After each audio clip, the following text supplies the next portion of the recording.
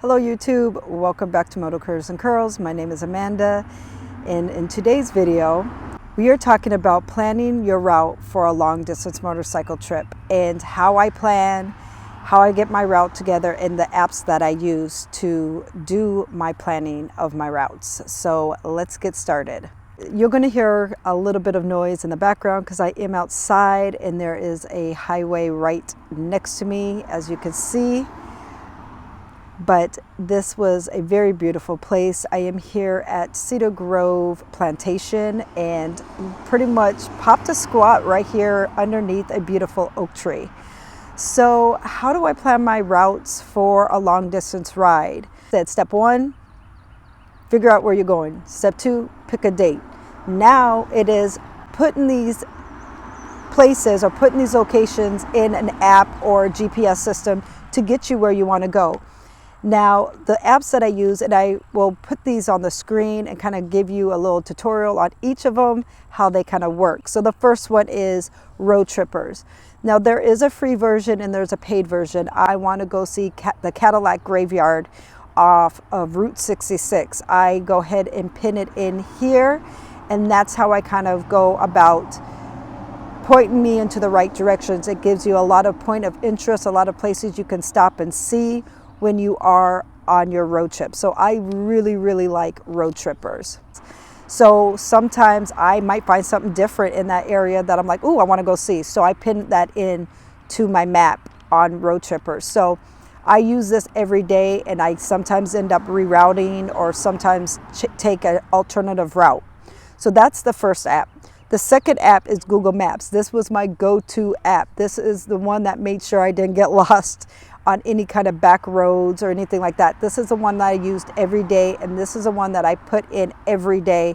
And so if I was going from now Cadillac Graveyard, and now I wanted to try to make my way to, let's say, Hoover Dam or to Las Vegas or any of those little areas, like I said, through Road Trippers, I just pin that in to my Google Maps and I'm good to go. A great feature with Google Maps is you can download these maps. So I suggest you downloading the maps. That way, if you lose service or internet connection, you will still have that map no matter where you're at. So I really like Google Maps. My next one is not really an app, but it is really nice to have, and that is your motorcycle GPS. I know some of you probably don't have a GPS system on your motorcycle, but you can always get a Garmin that you can attach to your bike as well. But my Street Glide does have a nav system on its bike, which I really like. I don't always use this option. The only time I use it is if I know I'm in a place that has a lot of curvy roads. I use this on my motorcycle because there is a little feature on your Harley Davidson that you could pick the most curviest roads to ride. So that is awesome. I love this feature on my bike, and you can get some really awesome roads using that feature.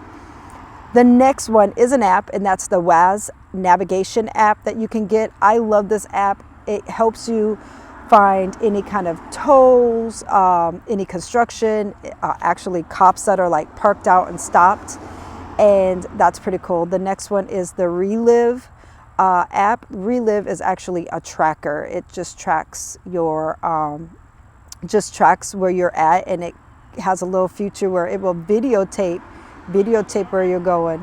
So that's what I love. And you can get a free version, you can get a paid version. So I really like that. And it shows you all your miles that you've done in a day. And I use this every day for my trip. And so I was able to track, I believe, 17 of my days. I believe even more than that. And it just shows each and every day. So I really enjoy that app. That is the apps. I hope you like it. Those are what I use. Again, make sure you plan your route and always plan for your alternative routes just in case. You don't always plan for your tolls, because I did get a couple of tickets in the mail because I zoomed past the tolls and I now have to pay these tickets.